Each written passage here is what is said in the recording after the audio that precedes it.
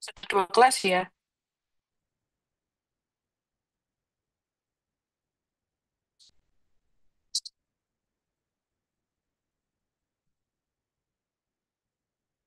Halo.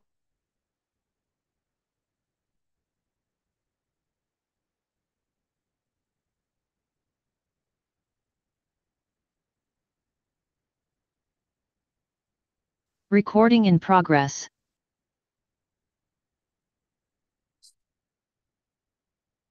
Ketua kelas A, siapa ketuanya?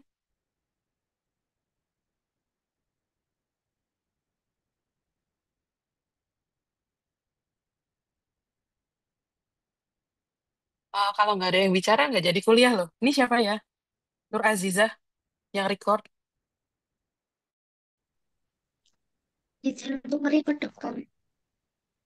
Nanti dikasih recordnya ya. Nggak record sendiri-sendiri. Record.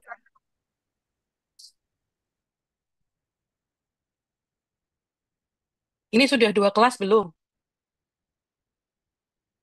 Ditanya nggak ada yang jawab. Nur Azizah dimatikan recordnya ya.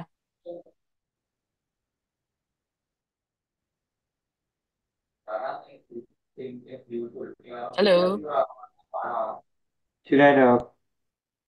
Oke. Ketua kelas A Thank namanya you. Hanum, ketua kelas B namanya Fatul. Oh, dok. Oh ya. Belum ada.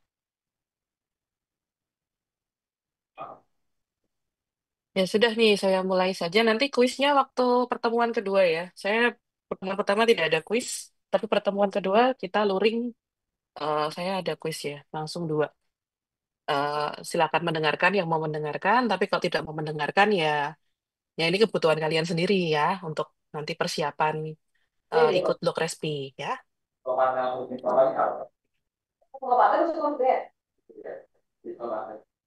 Boleh di full screen dok. Oke, sampun. Ini kuliah pengantar blok respirasi. Sebenarnya harusnya saya sampaikan minggu lalu, tapi mohon maaf, minggu lalu saya tidak bisa menyampaikan. Sehingga baru minggu ini, mestinya kalian sudah menjalani perkuliahan selama satu minggu ya. Satu minggu sudah ada apa tutorial, kemudian ada, kalau skill lab belum ya, tutorial mungkin ada kuliah yang lain juga ya. Ini untuk blok respi sendiri akan mempelajari berbagai macam penyakit di sistem respirasi ya. Dia bisa kalian bisa belajar mulai dari etiopatogenesis, gambaran patologi, patofisiologi, gejala, kemudian ada tata laksana serta komplikasi. Kemudian nanti bisa juga menjelaskan pemeriksaan penunjang ya. Karena nanti ada praktikum mikrobiologi juga, kemudian juga ada praktikum PA. Nah, selain dari pemeriksaan penunjang dua tadi, juga ada kuliah radiologi. Jadi nanti diharapkan sudah punya dasar-dasar pembacaan, misalnya fototoraks atau sedikit-sedikit memahami mengenai CT scan ya. Kemudian juga ada praktikum histologi, tetapi sudah di semester 2 kalau tidak salah ya, karena itu fisiologis untuk kelainan sistem respirasi. Sedangkan untuk praktikum fisiologinya sudah diberikan juga di semester 2 untuk kemampuan spirometri ya. Untuk capaian pembelajarannya ini ada banyak ya, nanti bisa dibaca sendiri karena ini sudah kita rangkum menjadi satu. Semua sudah dijabarkan nanti melalui kuliah penunjang, juga praktikum dan tutorial. Jadi ketika mengikuti blog ini diharapkan bisa mendapatkan capaian pembelajaran seperti ini atau bisa mencapai ini ya. Untuk pengalaman belajar nanti ada tutorial 4 skenario, 3 skenario untuk pelajaran pulmonologi dewasa dan 1 skenario untuk pediatri. Ya nanti disiapkan saja untuk tutorialnya. Kemudian untuk skill lab, nah skill lab ini cukup penting ya, karena ini akan membekali eh, adik-adik mahasiswa sekalian untuk nanti mengikuti rotasi klinik ya. Ini pertama masih preklinik dulu. Nah ini memang selama ini kita dapatkan untuk ketika mahasiswa ini di rotasi klinik ini masih sangat kurang ya. Sehingga pada saat nanti skills lab tolong lebih memperhatikan dan kalau bisa ya tidak lupa karena kan pemeriksaan semua pasien tuh minimal dilakukan di pemeriksaan paru dulu ya. Kalau misalnya terima pasien nanti minimal yang dipegang pemeriksaan fisik paru, kemudian abdomen dan sebagainya. Makanya kalau ini yang advanced lung examination ini harus diperhatikan dengan baik ya. Kemudian ada praktikum mikrobiologi, ini juga penting ya untuk pewarnaan gram dan BTA, karena ini bisa dilakukan bahkan di vaskes yang kecil, ya istilahnya di puskesmas atau klinik itu bisa. Kemudian praktikum patologi anatomi, ini untuk mengetahui patologi dari sistem respirasi. Yang terakhir adalah kuliah untuk menunjang, ya. Untuk keterampilan klinis, nah ini ada beberapa tingkat keterampilan. Yang 4A ini harus dikuasai, ya, sampai istilahnya paham betul dan bisa melakukan. Ya, jadi diperhatikan terutama yang 4A. Kalau 4A ini nanti lolos, otomatis kalian bisa melakukan rotasi klinik dengan baik. Ya, jangan waktu rotasi klinik baru mulai belajar. Nah, itu nanti terlambat karena waktunya cuma sedikit kalau rotasi klinik. Jadi, kalau bisa waktu S1 ini dikerjakan dengan baik. Jadi, dipahami dengan baik. Untuk kuliah penunjang, ini ada anatomi klinis, sudah dikerjakan ya. Review fisiologi, kemudian hari ini saya akan memberikan kuliah simptomatologi respirasi. Kemudian ada beberapa kuliah topik pulmonologi di pasien dewasa, pasien anak, kemudian ada kuliah PA, kuliah mikro, kuliah radiologi, kuliah farmako, dan kuliah rehabilitasi medik. Nah, ini kita harapkan bisa membantu sebagai trigger untuk belajar, karena memang tidak mungkin semuanya disampaikan dengan kuliah saja, tetapi harus tetap ada membaca secara mandiri. Oke, terima kasih. Saya lanjutkan untuk kuliah simptomatologi respirasi. Nanti bila ada pertanyaan, dapat disampaikan di akhir kuliah ya. Kemudian untuk mahasiswa yang mengulang blok, saya harapkan bisa mengikuti juga. Mari saya minta untuk aktif ya, karena memang kalau mengulang blok saya penilaiannya tidak hanya dari ujian akhir, tetapi ada penilaian selama mengikuti pembelajaran blok.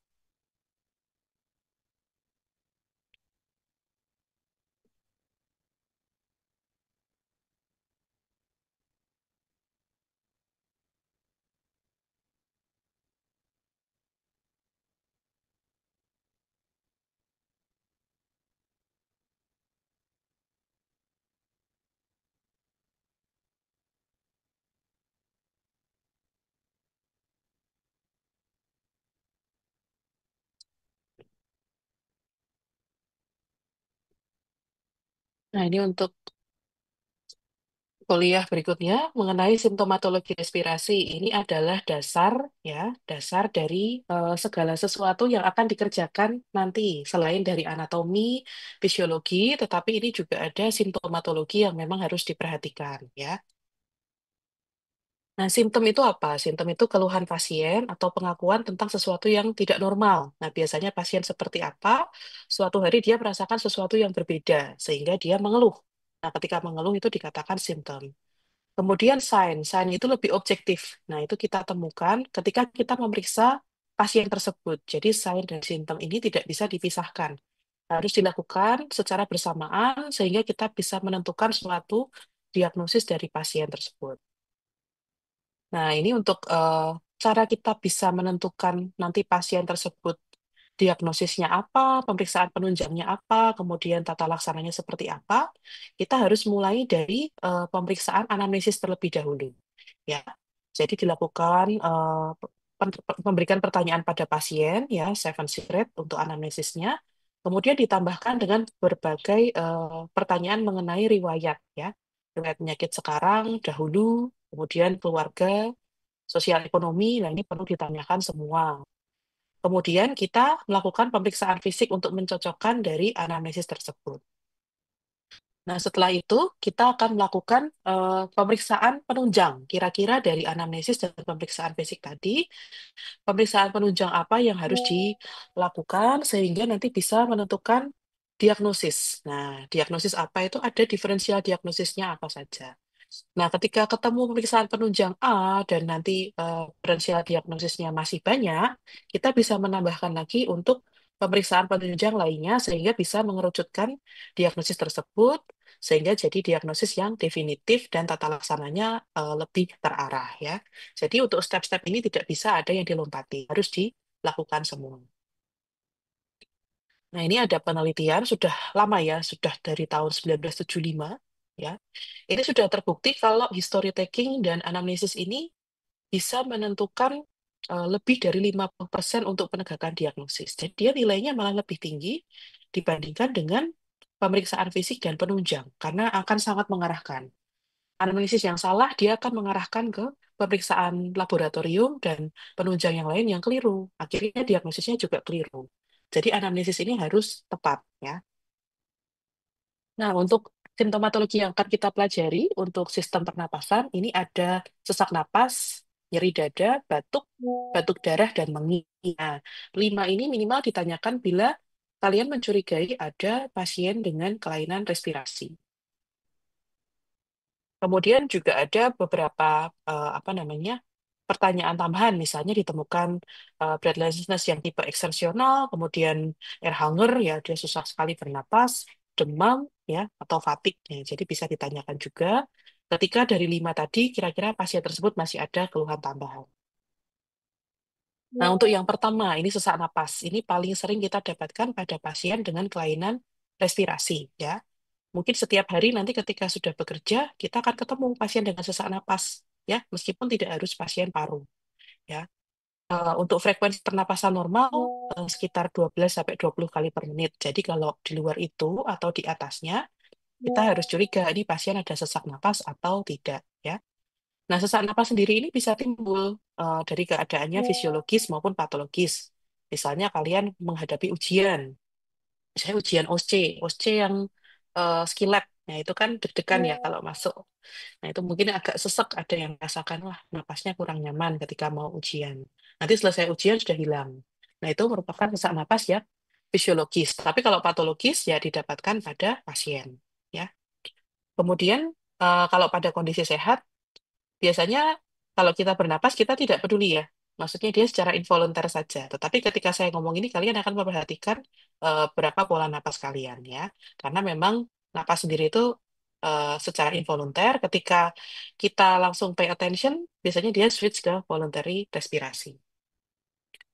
Kemudian untuk sesak napas sendiri, ini definisinya ya, secara klinis berupa sensasi sesak baik pada subjek sehat maupun sakit ya. Jadi dapat mempengaruhi sistem respirasi. Kemudian merupakan gejala klinis yang penting untuk memperkirakan prognosis dan terapi disesuaikan dengan derajat berat dan penyakit dasarnya ya. Ini untuk sesuai ATS, ini ada beberapa definisi ya, nanti bisa dibaca untuk ATS sendiri. Yang penting sesak napas itu bisa membuat penurunan dari quality of life ya, dan dipengaruhi berbagai faktor resiko. Nah, untuk sinonim sesak napas yang cukup penting kita tandai, sesak napas itu pasien datang ke tempat praktek, misalnya kalian di IGD atau nanti settingannya kalian di klinik atau di rumah sakit ya. Itu nanti sesak napas tuh pasien tidak harus langsung bilang dokter saya sesak napas, tidak. Tetapi bisa juga pasien itu akan mengatakan istilah yang lain. Misalnya, dok, saya kayak terasa kecekik ya. Kemudian napas terasa berat, kemudian engap ya, seakan udah capek ya. Kemudian ada rasa lelah di dada. Nah, itu bisa merupakan suatu tanda bahwa pasien tersebut merupakan pasien yang mengalami sesak napas. Kemudian eh, untuk sesak napas sendiri, ya, ini ada berbagai macam definisi juga. Ada takipnu, ada hiperpnu, kemudian ada hiperventilasi. Itu masing-masing berbeda. Kalau takipnu ini pernapasannya cepat dan dangkal.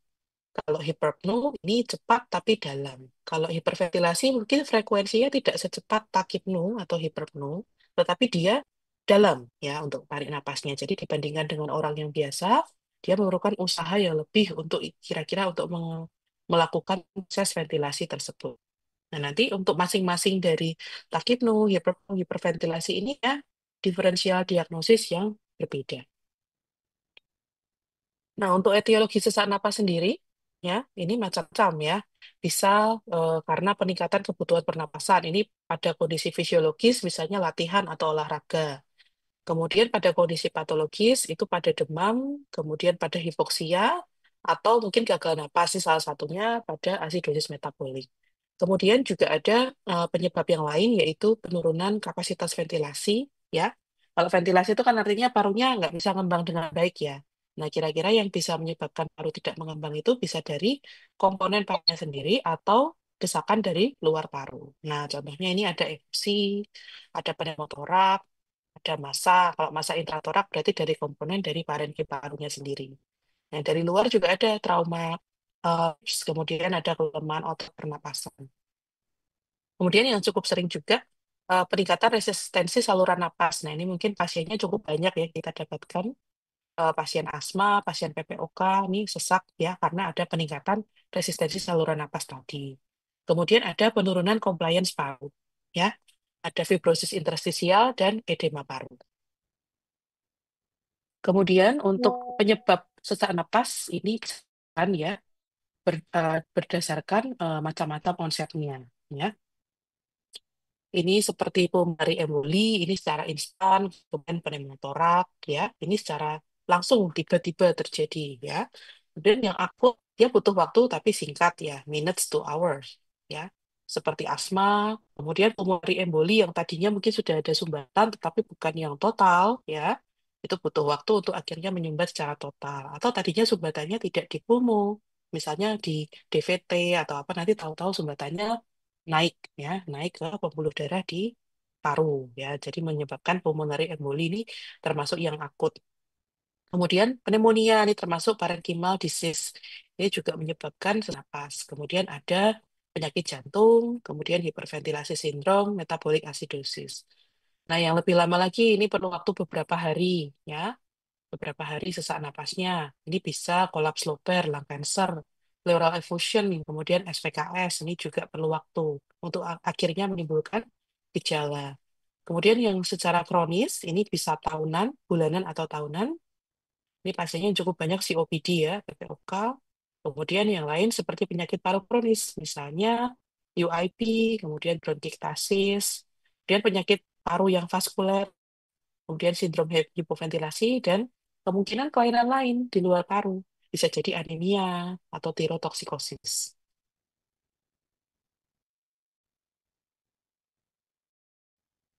Nah, untuk proses respirasi sendiri ada tiga, ya. Ini mulai dari diatur oleh sistem saraf pusat, ya. Dia mengatur frekuensi dalamnya pernapasan. Kemudian pertukaran gas, ini difusi.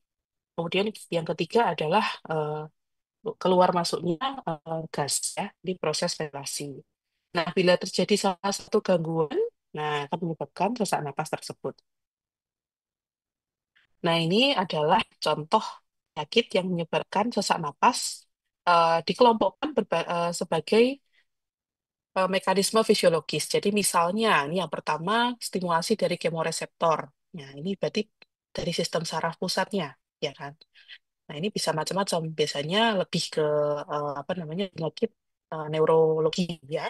Kemudian stimulasi dari pulmonary reseptor sendiri.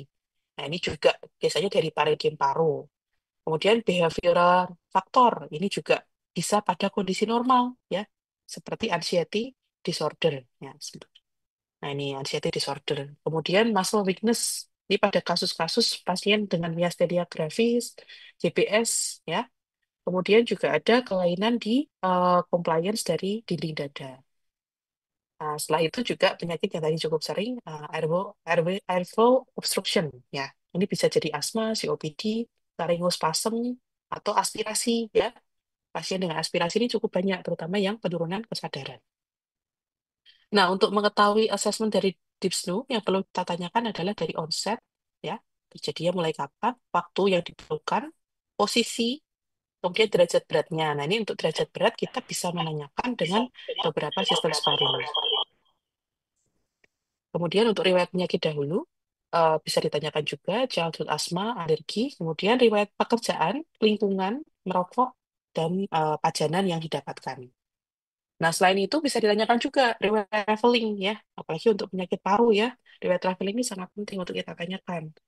Kemudian riwayat pengobatan sebelumnya, misalnya pernah mendapatkan OAT atau menggunakan kortikosteroid dosis tinggi dan jangka lama. Kemudian riwayat merokok. Riwayat merokok ini jangan sampai lupa, laki perempuan harus ditanyakan semua. Kemudian riwayat gejala nasalis. Nah, ini cukup penting juga karena biasanya eh, membuat diferensial diagnosis yang nanti berbeda ya. Misalnya ada postnasal drip, rhinore ya, misalnya mimisan berulang, kemudian riwayat pembedahan di regio nasalis. Nah, untuk yang perlu ditanyakan juga ini cukup baru. Biasanya agak lupa ditanyakan sleep disorder, gangguan tidur akibat pernapasan. Misalnya pasien tidur kalau tiba-tiba bangun dan sulit bernapas. Nah, ini perlu kita gali lebih lanjut untuk diferensial diagnosisnya apa. Untuk karakteristik sesak napas, dia bisa kita bedakan ya, berdasarkan speed of onset, duration, timing, position. Nah, untuk position sendiri ini bisa dibagi jadi platinum, ya ini supine related, biasanya pada pasien-pasien yang misalnya mengalami gagal jantung, ya dia akan sangat dipengaruhi oleh posisi, ya. Kemudian ini untuk pasien yang efusi, biasanya trapnopnya. Ini biasanya lebih nyaman miring kemana? Kalau efusinya di kanan, mungkin dia lebih nyaman miring ke kanan. Makanya kalau pasien tersebut turn atau twist ke kiri, dia akan merasakan sesak napas yang bertambah. Nah, untuk pemeriksaan penunjang dari sesak napas, ini ada pulmonary lung function, ya. Paling mudah dengan menggunakan lung volume, ya, atau flow rate, itu alatnya sederhana. Kemudian DLCO bila diperlukan, PGA, ya. Kemudian bronchial challenge. Kemudian untuk imaging paling sederhana menggunakan fototoraks ya. Untuk yang lebih lanjut bisa menggunakan CT scan. Nah, untuk kardiak, untuk menyingkirkan diagnosis kardiologi dari respirator tadi, bisa dilakukan echo minimal dengan itu. Kemudian yang lainnya tergantung dari analisis dan pemeriksaan fisik yang kita dapatkan. Jadi, untuk pemeriksaan penunjang ini sangat tergantung dua tadi ya, analisis dan pemeriksaan fisik. Kalau misalnya tidak mengarah, kita biasa tidak melakukan, ya, tidak dilakukan penunjangnya semua dulu, baru kita arahkan, ya itu kebalik ya. Jadi dari pemeriksaan fisik tadi ketemu apa, kita sesuaikan penunjangnya. Kemudian untuk terapi simptomatik, ya ini punya tujuan yaitu mengembalikan kondisi pasien ke keadaan fisiologisnya. Yang pertama, dia menurunkan sense of effort, kemudian menurunkan respiratory drive, kemudian apa namanya mengubah dari central nervous system function, dia perbaikan, mengubah ke arah yang perbaikan. Kemudian juga menggunakan exercise training alone atau dengan pulmonary rehabilitasi. Jadi ini terapi tambahan untuk membantu pasien tersebut kembali ke kondisi fisiologisnya. Nah, untuk gejala simptomatologi yang kedua, tadi sesak napas sudah. Ini kita ke batuk. Batuk ini juga cukup banyak ya didapatkan pada pasien, bisa pada kondisi sehat, bisa pada kondisi sakit ya. Ini sering sekali dikeluhkan.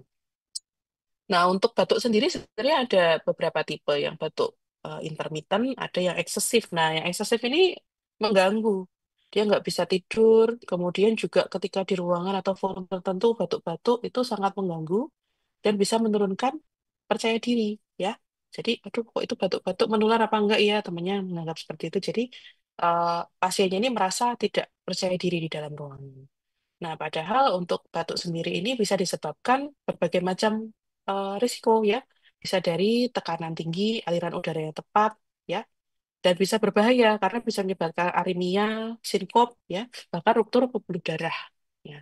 Bahkan juga ada yang ini batuk terlalu keras terus pasiennya pneumotoraks. Kalau fraktur ini mungkin ada, tapi pada kasus-kasus yang osteokondromalacia, ya misalnya pada yang kegagalan pembentukan tulang yang istilahnya tulang sejati itu tidak berhasil, ya itu kalau batuk dia mudah rapuh atau patah ya. Nah ini untuk definisinya sendiri ya, ini suatu gejala ya, bisa muncul secara tiba-tiba, umumnya terjadi untuk menjaga saluran napas bebas dari benda asing. Sebenarnya batuk ini adalah suatu mekanisme pertahanan. Jadi ada positif, ada negatifnya. Negatifnya tadi ya bisa mengganggu, menimbulkan komplikasi, tapi positifnya dia bisa membantu sistem pertahanan dari tubuh secara alamiah. Jadi pasien yang nggak bisa batuk itu juga kasihan ya, misalnya pasien dengan kelainan neurogenik, stroke ya, itu biasanya kehilangan refleks batuknya, sehingga nanti sering terjadi retensi dari sputum. Nah, untuk mekanisme batuk sendiri, mulai dari inspirasi, kemudian kompresi, dan ekspulsi. Ya, ini ada 3 fase, nanti gambarnya di belakang. Nah, ini. Ini yang pertama, fase inspirasi dulu. Cukup panjang biasanya. Kemudian inspirasi selesai, dia dibatukkan pada saat compression fase. Kemudian pada saat terakhir adalah cough expirasi plateau fase. Dia yang batuk biasa, ya. Dia bisa bertambah frekuensinya atau berkurang, ya, tergantung dari tipe batuknya. Kemudian untuk refleksnya ada expiratory refleks, kemudian ada expiratory refleks, menimbulkan suatu batuk itu sendiri. Nah, ini untuk mekanisme terjadinya batuk. Pertama selalu dibutuhkan suatu trigger ya, entah itu pengaruh asam, dingin, panas, kimiawi ya, itu bisa memicu terjadinya trigger untuk batuk ya. Kemudian dia akan ditangkap oleh reseptor ya, reseptor dari batuk sendiri. Ini di sini reseptor batuk. Kemudian akan diteruskan ke persarafan ya, ini melalui jalur afren di nervus 10 ya. Dia akan menuju ke pusat batuk di medula spinalis ya. Kemudian akan menghasilkan aferen tadi dari aferen ke eferen melalui berbagai muskulus, salah satunya muskulus diafragma ya, dia dipersarafi oleh nervus phrenikus. Nah, nanti akan dilanjutkan juga ke otot-otot inspirasi yang lain ya. Ini salah satunya ada intercostal muscle, abdominal muscle, laryngeal muscle, dan akan menjadikan suatu peristiwa yang kita sebut batuk. Jadi batuk satu kali itu ternyata prosesnya cukup panjang. Nah, ini ada dua macam kayak kita tadi bernapas, bisa involunter, bisa volunter ya. Batuk tuh bisa secara tiba-tiba, bisa juga kita sadar kita mau batuk ya. Ini yang voluntary ya, hampir sama, tapi dia dari korteks cerebri.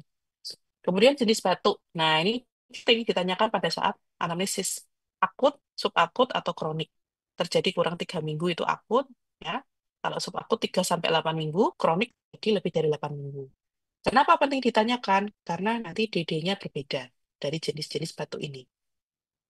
Untuk etiologinya, ada akut infeksi, kronik, ya. Kemudian tadi nasal, ya ini suka lupa ditanyakan soalnya, jadi saya ulang-ulang ya. Yang nasal ini harus ditanyakan karena batuknya berbeda, ya. Biasanya ada disebabkan karena sinusitis, jadi ada gejala kerah nasal sendiri, ya. Kemudian airway disease, ya, asma COPD, kemudian parenchymal disease, kemudian iritan ini juga bisa menyebabkan batuk, misalnya pasien bekerja di industri tertentu. Kemudian pleural disease, nah, misalnya ada efusi, pneumotorak, pasiennya batuk. Nah, kemudian juga ada pada pasien jantung, ya. Ada pasien jantung, gastrointestinal. Nah, ini cukup sering nih pada usia muda. Pasien GE dengan GERD, ya. Dia batuk berulang ternyata bukan karena infeksi paru atau apa, tapi karena GERD-nya tadi. Dia mengiritasi dari saluran napas ketika asam lambungnya naik, ya. Kemudian CNS, ya. Ini pasien-pasien yang dengan central neurology impairment, ya, misalnya stroke tadi. Ketika pasien tidak punya refleks batuk, kemudian aspirasi, jumlahnya berlebih, baru menimbulkan refleks batuk tersebut. Kemudian juga drug induce. Nah, ini biasanya pada pasien-pasien dengan menggunakan obat S inhibitor atau obat-obat inhalasi.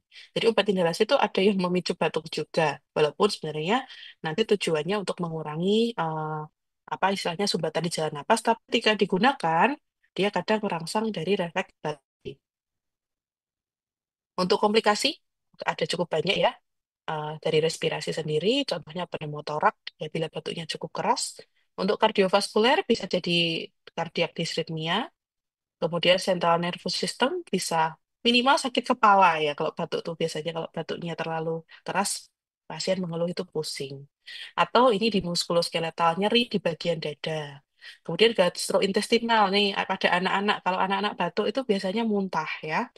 Kemudian juga pengaruh yang lain potensial yaitu social embarrassment tadi malu, depresi atau biasanya pada usia tua dia jadi urinary incontinentia.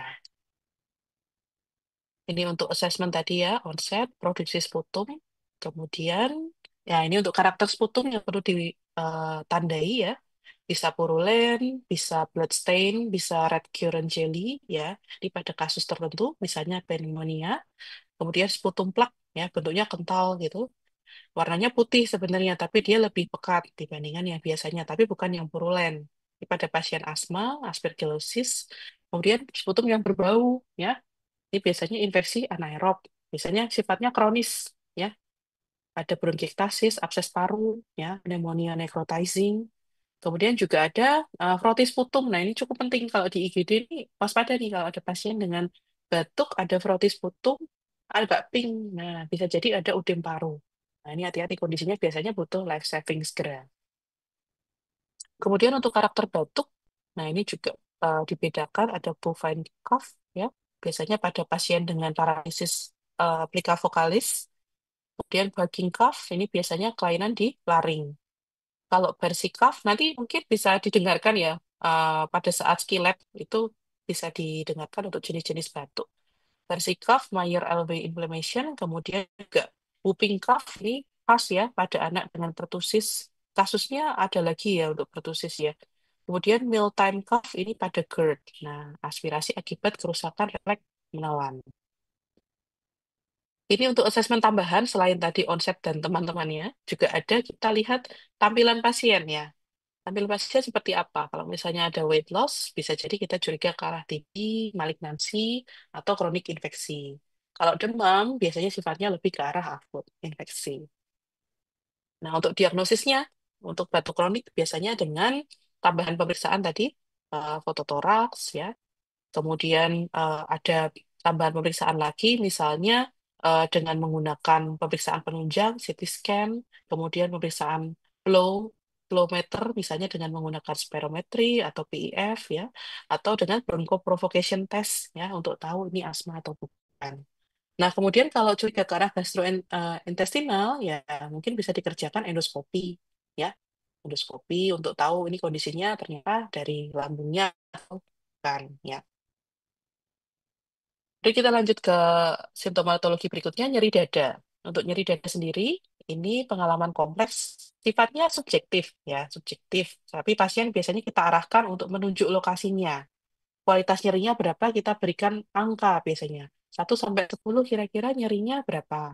10 paling nyeri, 1 tidak. Nanti pasien akan menggambarkan dengan lebih jelas biasanya.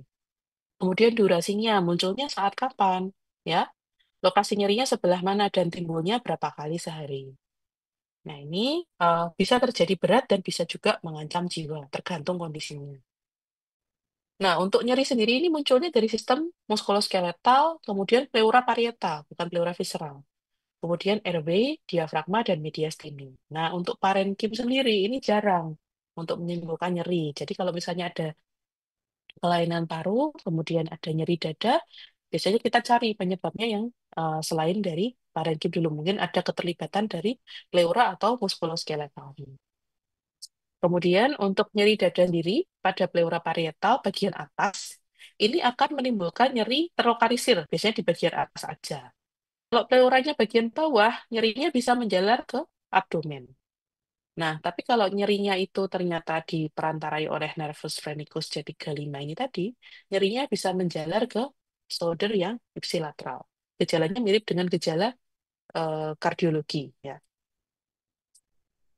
Kemudian common cause atau penyebab utama atau penyebab yang sering ya dari nyeri dada sendiri bisa karena pleuritis, kemudian pulmonary hypertension, kemudian juga ini sering nih tracheobronchitis. Nah, ini dari airway-nya ini juga bisa menyebabkan nyeri dada.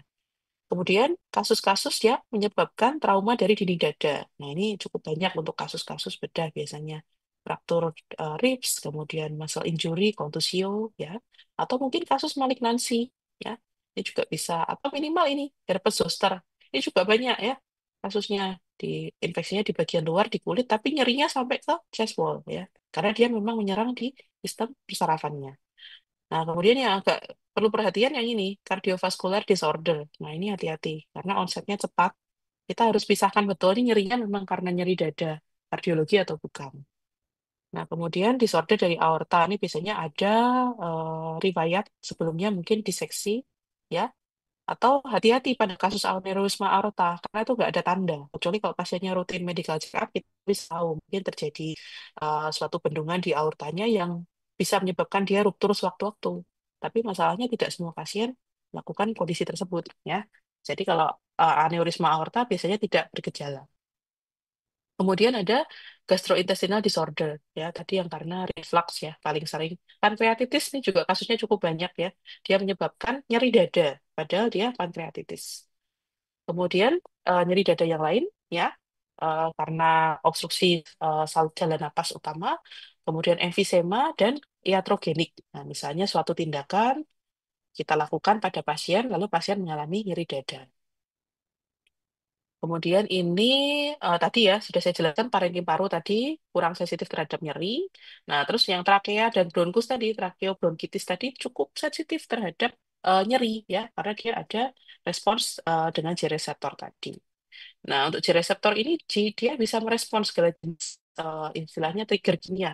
Ya, seperti bradikinin ini adalah efek yang mungkin diberikan pada saat kita memberikan S inhibitor ya. Prostaglandin, serotonin ya. Ini tergantung dari obat-obat atau apa namanya riwayat hormonal yang didapati oleh pasien. Ini tadi prosesnya ya. Inhalasi dulu, kemudian J reseptor, ini terjadi deflasi paru, dia semua ditangkap oleh reseptor J ini dan menghasilkan resin. Nah, untuk pleuritic pain, ini cukup sering juga kasusnya, ya. Ini sifatnya biasanya lebih terlokalisasi. Kalau nyerinya di sebelah kanan, biasanya kelainan pleuranya juga di sebelah kanan, ya. Dan lokasinya biasanya sesuai. Kalau di atas ya di atas, di bawah ya di bawah. Nyerinya tajam, ya. Nah, biasanya pasien itu akan mengeluh nyerinya bertambah kalau batuk, ya, batuk dan lokasinya di situ atau pada saat inspirasi dalam, ya. Kemudian untuk pleura visceral sendiri tadi tidak terlalu menimbulkan nyeri, ya, dia tidak terlalu peka karena memang tidak diinervasi oleh reseptor yang peka terhadap iritan, ya. Jadi nyerinya biasanya didapatkan karena inflamasi yang melibatkan pleura parietalnya saja. Kemudian untuk inervasomatik, ya, ini juga pleura parietal ini terletak pada satu hemitorak sehingga sifatnya yang tadi ya sangat sangat tergantung dari lokasi yang terkena. Kemudian untuk pleuritic pain sendiri juga bisa kita dapatkan pada saat anamnesis tergantung dari speed onsetnya.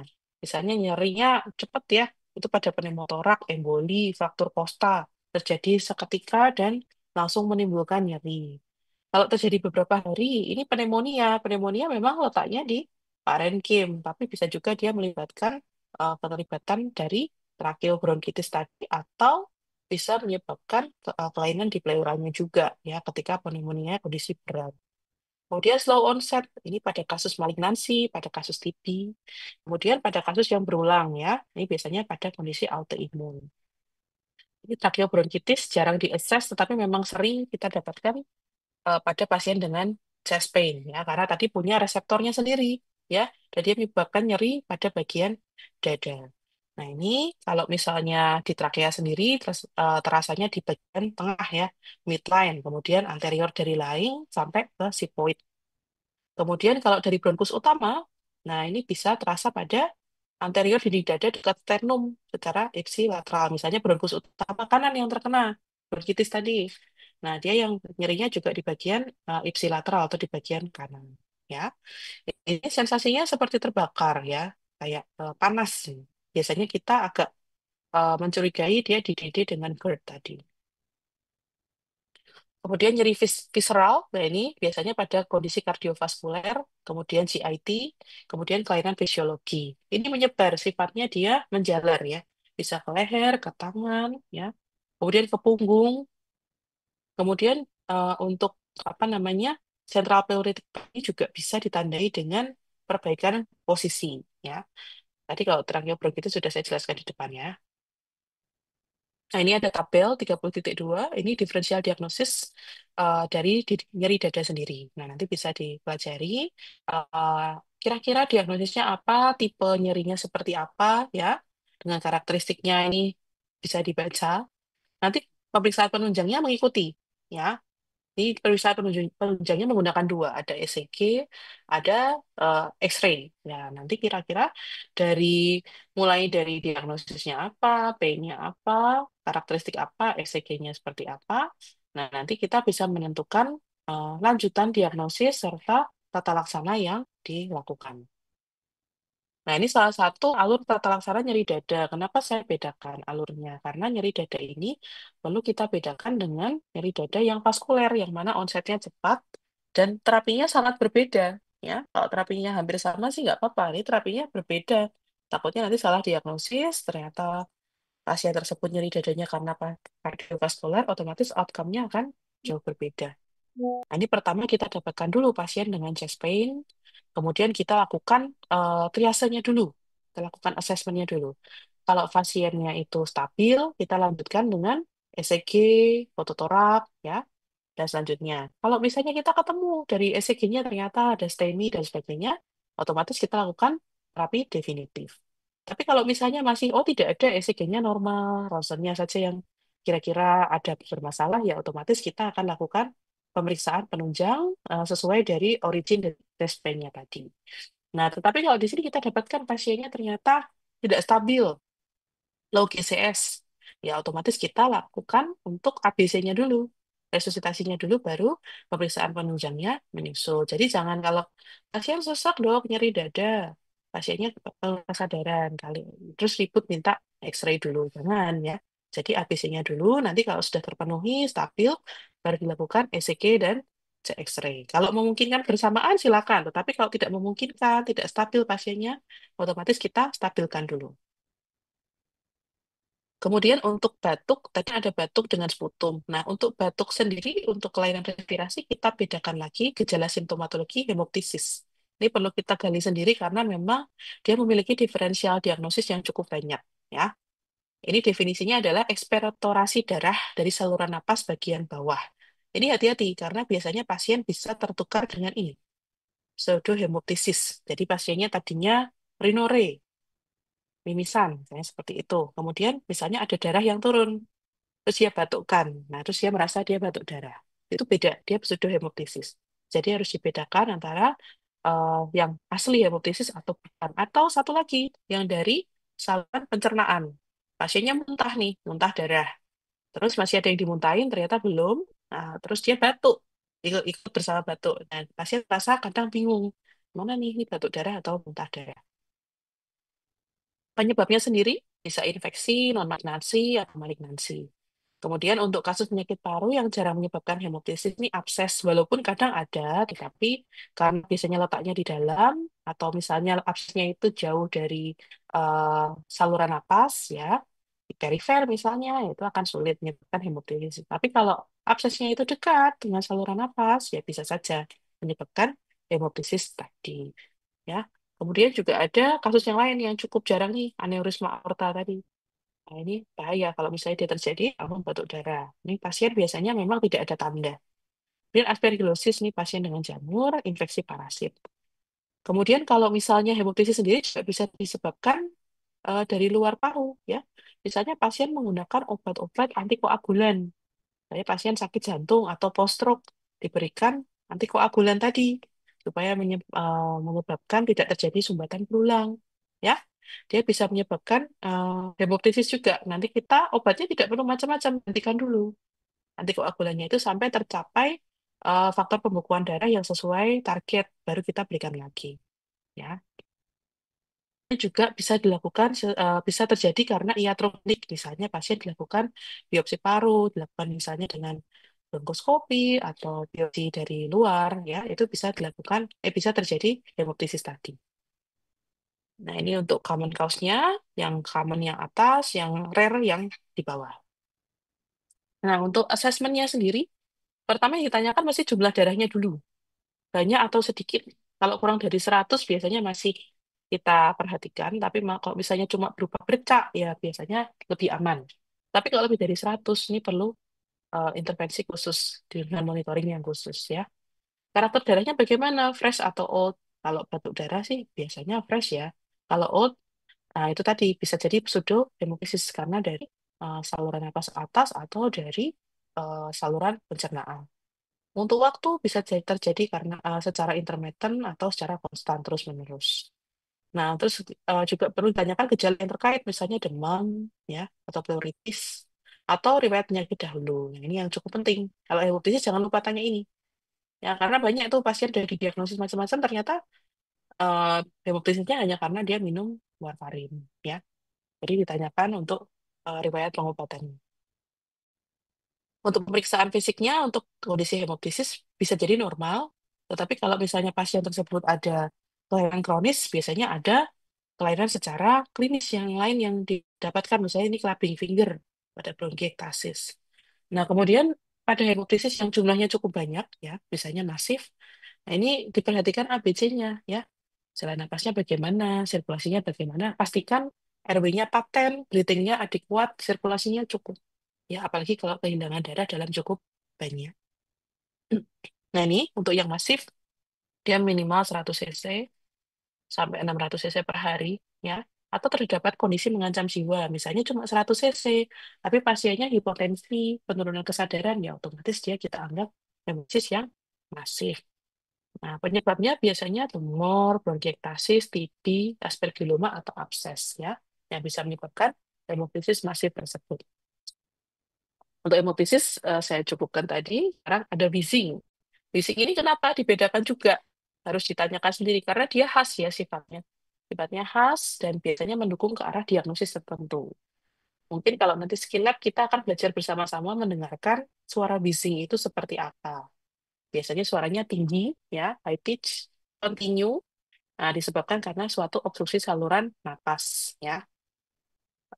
Bisa jadi karena memang obstruksi dinding dadanya itu dari penyempitannya sendiri, atau terjadi karena kompresi dari luar, ya. Kemudian asesmennya sendiri dari usia, onset, potensial trigger, kemudian past medical history dan family history ini harus ditanyakan semua kalau untuk wheezing, ya, karena nanti DD-nya berbeda-beda. Kalau pemeriksaan fisiknya, nanti mungkin kita bahas waktu di skill lab ya. Harus dibedakan dulu wheezing atau stridor, mungkin kalau baru pertama agak sulit membedakan. Kemudian monofonik atau polifonik, sifatnya sama, konstan, atau dia beda-beda nadanya, ya. Kemudian juga unilateral atau simetris, jadi di kedua lapang paru atau cuma salah satu. Kemudian wheezingnya itu terjadi pada saat fase apa, ya, inspirasi atau ekspirasi. Untuk kaos dari wheezing sendiri, biasanya dibedakan jadi akut onset karena asma, CHF, pneumonia, PE, ya, itu cukup sering, atau aspirasi, ya. Ini hati-hati, ini sifatnya akut, cepat, jadi menyebabkan wheezing. Kemudian kalau slow onset itu biasanya sifatnya kronis, ya. COPD, tumor, ya, endobronkial, metastasis, tracheal stenosis, misalnya penggunaan apa namanya pemasangan intubasi lebih dari 2 minggu, ya, terjadi stenosis trakea. Ya, vocal cord paralysis, misalnya tadi ya, habis intubasi, kemudian terjadi ternyata kelainan di vocal cord-nya, bisa jadi wheezing juga. Kemudian asma yang misalnya sifatnya terus menetap, ya, itu juga ada, ya. Kemudian ada Church-Strauss syndrome, ini sifatnya mungkin lebih jarang. Untuk karakteristik wheezing, ya, ini nanti akan dipengaruhi atau apa dihasilkan dari alergen, itu bisa. Kemudian latihan, kemudian obat-obatan itu juga bisa menyebabkan wheezing sendiri atau chemical. Itu sifatnya intermittent biasanya wheezingnya. Nah, kalau wheezing yang bersifat menurun atau hilang, kemudian silent chest, ini hati-hati pada kondisi asma yang severe, ya. Ini karena saluran napasnya sangat menyempit, ya, sampai tidak terdengar apa-apa. Ini merupakan kegawat daruratan.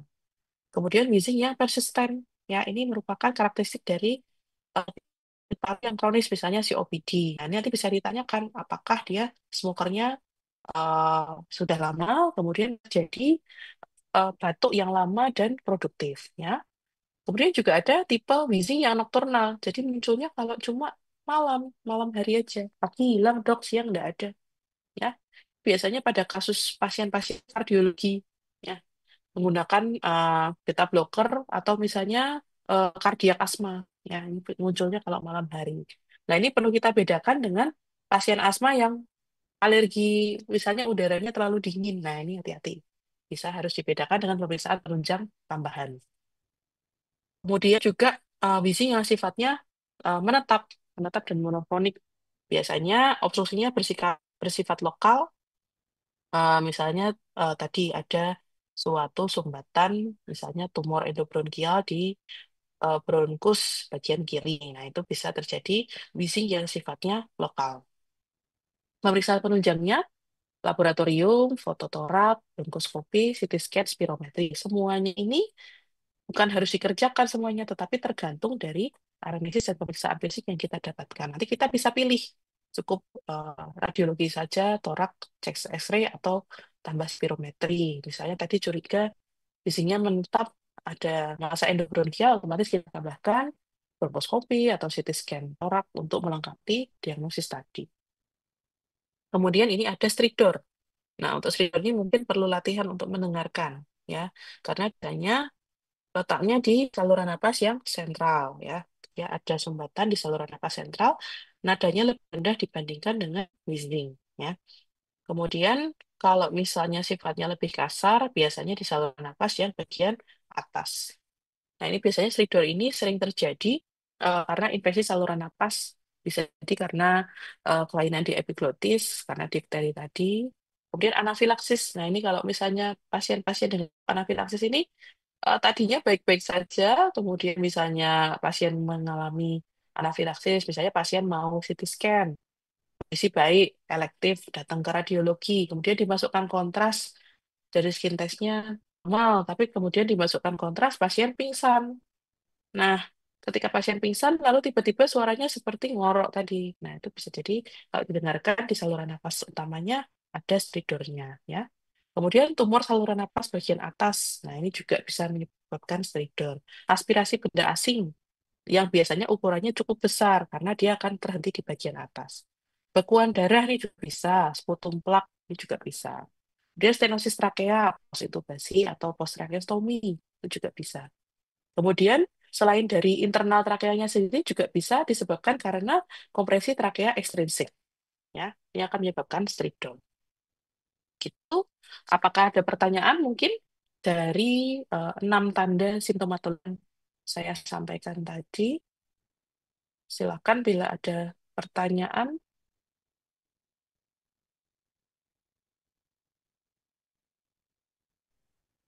Dokter di kita untuk Ya. absennya di OCW nanti dibukakan ya?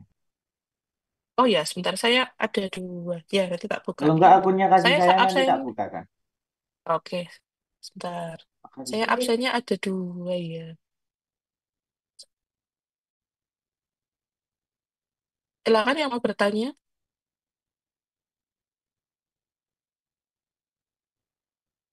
Yang mengulang blok terutama, saya memang minta untuk bertanya. Ini yang untuk absen non-OCW yang dari KSM saya share di ini ya, di chat. Nanti bisa absen di situ sama di OCW.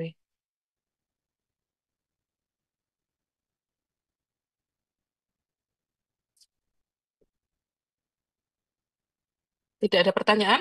Kalau tidak ada pertanyaan, nanti waktu pertemuan kedua mungkin saya akan bertanya ya. Karena kalau kuliah daring ini biasanya anteng-anteng ya. Nanti kalau kita ketemu ya, saya biasanya nyamperin satu-satu, saya tanya. Gitu. Silakan kalau ada pertanyaan, saya kasih waktu 1 menit untuk bertanya. Kalau ada yang bertanya banyak, saya tambahin waktunya, nggak apa-apa.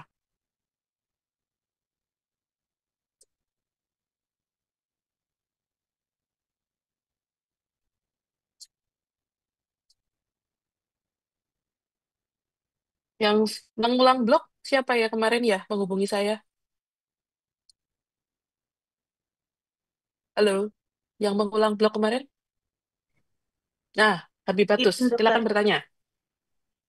Ya dokter izin untuk hemoptisis yang Mhm. bercak-bercak darah itu mungkin saya ada miss itu masih bingung kalau tadi bercak itu apakah perlu asesmen lebih lanjut atau itu aman gitu dok.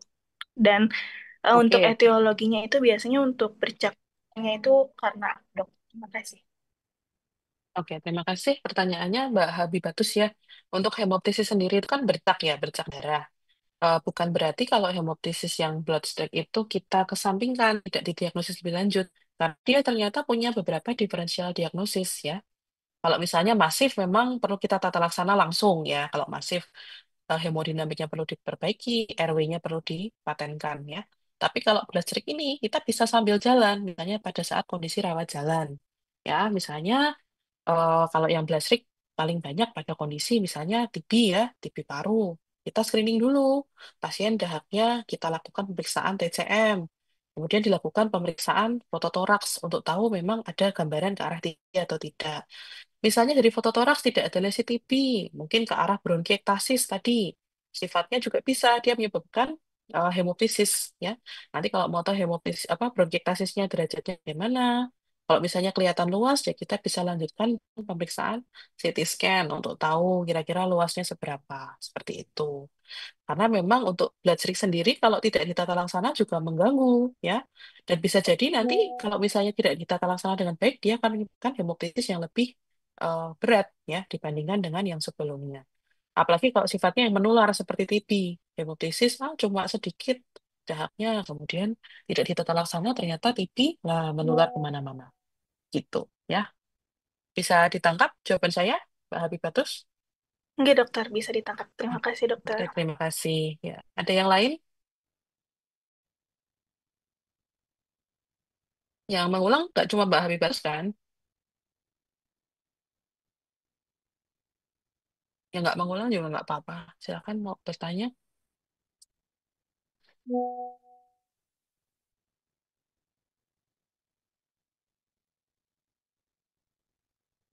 Ini banyak yang off cam ya. Nanti di ini ya Mas Arief ya. Di screenshotin ya saya. Kata ini sendiri. Udah dapat. Ini nih kalau daring begini nih. Saya males jadi. Ya nanti waktu luring aja ya. Nanti kuisnya waktu luring dan ini saya harapkan lebih aktif untuk bertanya kalau pas pada saat luring. Oke, tidak ada pertanyaan. Kalau tidak ada, saya cukupkan ya. Terima kasih untuk perhatiannya. Saya harapkan untuk kuliah simptomatologi ini dipelajari betul karena memang itu merupakan dasar untuk kalian melakukan latihan ya, skills lab nanti pada saat mulai skills lab biasanya akan dilakukan anamnesis dulu. Nah, anamnesis nanti pakai lima gejala yang ditanyakan dari pemeriksaan pemeriksaan fisik paru dari pakai 5 gejala simptomatologi tadi. Jadi tadi yang batuk, kemudian chest pain, ya, kemudian sesak napas ya, hemoptysis tadi, wheezing, itu ditanyakan dulu di depan, baru kalian akan melakukan pemeriksaan fisik. Nah, untuk nanti tahu diferensial diagnosisnya ya harus tahu untuk asesmen lebih lanjutnya, misalnya tadi wheezing onsetnya kapan ya, itu bisa dilakukan pada saat kita praktek nanti. Oke, saya kira cukup ya. Terima kasih atas perhatiannya. Nanti kita jumpa lagi di kuliah minggu depan. Oke, selamat pagi. Mas Arief, matur nuwun.